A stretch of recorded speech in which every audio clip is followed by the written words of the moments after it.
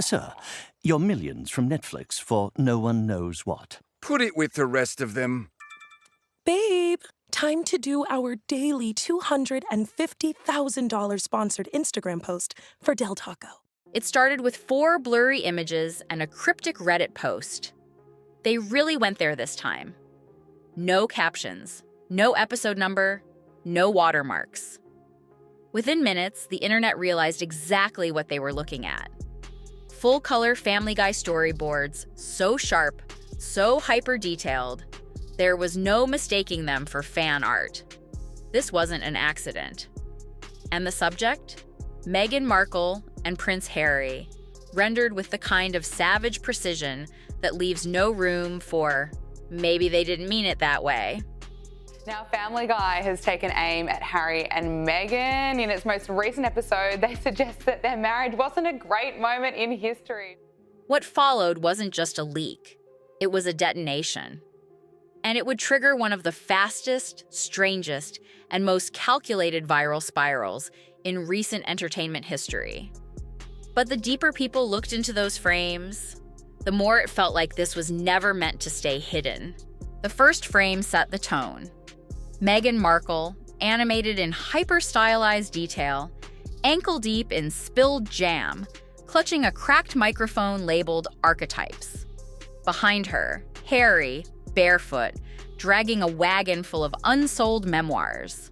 This is a terrible idea. We could change the course of history. You always say that, but doesn't history pretty much suck? I mean, the Crusades, Hitler. Prince Harry marrying Meghan Markle?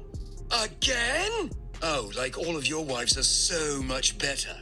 The background was a graveyard of inside jokes and public scandals. A tombstone marked privacy, 2018 to 2020. A battered Suits DVD being used as a coaster. A Montecito sign reading population, 2+ lawsuits. The subreddit froze. No comments, no reposts, just stunned silence. Until the flood began. Screen grabs ripped across Twitter. TikToks popped up with dramatic readings. And just when it looked like the chaos might peak, another batch dropped. Meaner, sharper, and far more deliberate. This one looked like it had walked straight out of a Tim Burton nightmare. Hi, I'm Meghan Markle. And I'm Harry. And we're royally screwed. Stewie and Brian stroll through a foggy cemetery under a cracked neon sign. Here lie the brands. Gravestones read like a museum of dead PR projects. Pearl Jam, Montecito Edition, a cracked Spotify waveform, and the big one, the American Royal rebrand, born loud, died louder. In the center stands cartoon Meghan, in a flowing black cape stitched together from magazine covers, pouring tea into an Oprah mug labeled Trust. It leaks every time. Harry, sitting nearby on a folding chair, tries to bury a jam jar labeled Authenticity. It keeps floating back to the surface. It's not the first time that Family Guy has mocked Harry and Meghan. I think that last scene at the end with Prince Harry was quite funny. What did you think of it? Look, I think it's really interesting because, of course, South Park did that other one with the worldwide privacy to it. They are always ripe for pillorying, aren't they? And I think the interesting point here is that we don't see this happening to Kate and William. The punchline comes when the ground splits open, and a ghostly corgi paw, wearing Princess Diana's pearl bracelet, emerges holding a tabloid. Meghan drops her crown, and Stewie tags a headstone with spray paint. Coming soon. Netflix's apology tour. Dark? Yes. But the next scene went beyond parody into something unsettling. The set is a bizarre mashup of Oprah and Ellen. Meghan sits on a couch shaped like the Spotify logo, holding a Himalayan salt microphone. The audience is nothing but Oprah cardboard cutouts. Some cracked, some taped back together. The next thing that we must discuss is Harry and Meghan. There are two people that I love talking about more than anything because there is just never an absence of content. Her cue cards, reclaim the narrative pain to profit funnel. Tear up on cue beside her, floats the ghost corgi again, muttering, "We tried warning you, but you kept scheduling panels." But Reddit detectives spotted something bigger. On the set wall, behind Meghan's shoulder, was a strange shape. Someone scanned it. It was a QR code, and it led to an inactive Fox Animation subdomain titled 2026 Upfront Assets. That's when the theory began. This wasn't a rogue animator leaking for clout. This was a campaign. A calculated, controlled drop meant to generate outrage, headlines, and, most importantly, attention. The other night, I was flipping through the channels on TV. This, by the way, is a rarity when you have 2 children under the age of 4. But I saw an episode of a game show called Deal or No Deal. Her voice is just self-important. And yet, I had also studied international relations in college. They called it the Fox funnel theory. And if it was true, Meghan wasn't the victim of a leak. She was the bait in a marketing trap. Inside Montecito, the response was immediate. Meghan's team didn't call PR first. They called legal.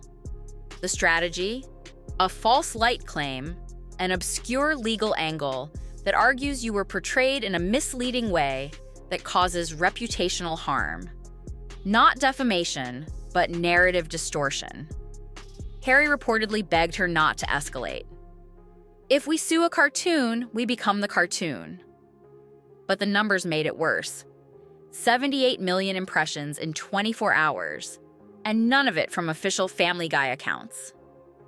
The internet wasn't laughing with her. They were laughing at her. He's right. Trying to make ourselves into a brand just turned us into products. We don't need to be a brand, do we? If it's truly what we want, then we really can get away from it all. No more magazines and Netflix shows. We really can live a normal life. And across the country, the Family Guy writers' room was buzzing with excitement. According to insiders, these leaks were no accident. They were a stress test. Show it to the internet. See if it sticks. The reaction didn't just stick. It went viral in record time. That gave the writers permission to go further. Much further. Their mantra became, if South Park drew first blood, we're going for the artery. More gags were written, more background Easter eggs inserted. Rumors swirled that other animated shows were lining up their own Sussex parodies. And while Hollywood piled on, the reaction in Britain made things even worse. Within a day, British tabloids had ripped the leak to shreds. The Daily Mail. He asked for privacy. They gave him punchlines. The Express. Even Diana would cringe. Events tied to Harry's public appearances started disappearing from promotional material.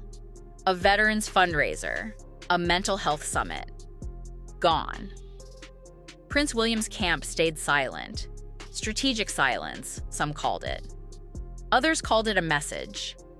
Harry wasn't just out of the royal fold, he was radioactive. And that kind of damage isn't measured in headlines. It's measured in doors, closing quietly, without announcement. But Meghan wasn't sitting still. Word leaked of a new podcast episode titled Laughing It Off. The idea: invite guests who'd been mocked and humiliated and discuss how they reclaimed the narrative.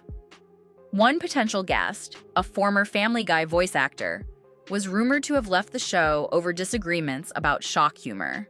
We don't see it happening to any other, we don't see it happening to the King and Queen. The reason is, and this is what Harry and Meghan should have thought about at the time, is that you are protected when you're in the royal family, not just because you're within it, but because people acknowledge that you have been born into this and that you are at the forefront of service. But a leaked memo revealed the real purpose. This episode will allow Meghan to shift from mocked to magnanimous, without excusing the cruelty. Critics warned it was risky. Addressing the roast could keep the story alive. Some brands already began freezing partnerships. Still, Meghan reportedly refused to wait. The mic, she believes, is power. But what she might not know, there's one scene she hasn't seen yet. Whispers from locked animation forums describe a 3-minute montage so brutal, it never made it to legal review. Harry wandering a U.S. superstore aisle marked titles and relevance, trying to scan his royal credentials at a no-refunds kiosk. Meghan hawking chakra-infused jam, now failing over a live stream. Buckingham Palace staffed entirely by headset-wearing corgis, panicking over her latest posts. And then, the alleged final blow. Princess Diana, drawn in respectful grayscale, lowering a tabloid and saying, "I gave you everything, and you gave me this podcast."